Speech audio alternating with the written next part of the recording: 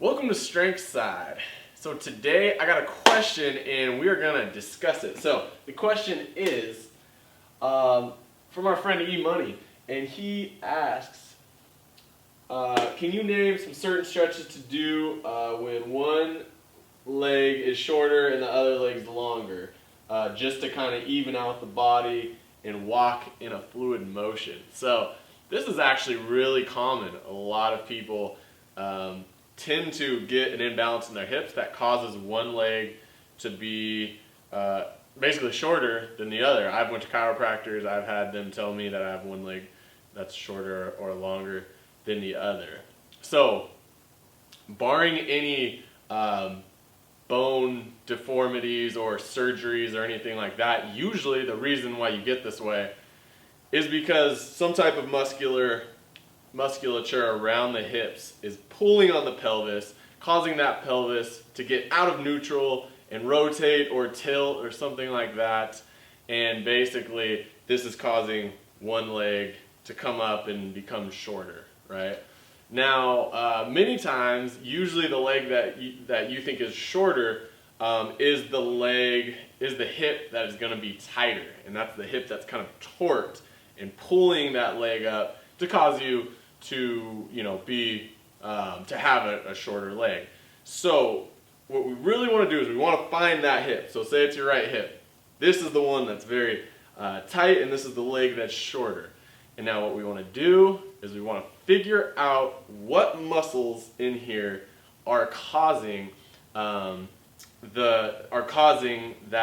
torque and things to become off, basically, right? So basically the big muscles that you want to look at are your quads, your hip flexors and adductors, these inner thigh muscles here, and these high hip flexors right here.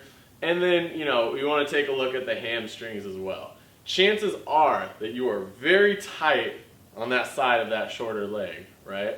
So probably the best stretch I can tell you to start with would just be a quad stretch with your foot elevated, okay? So get your knee down, get your leg up on something, and then what we're going to do here is we're just going to sit into this and we're going to push this hip forward, okay?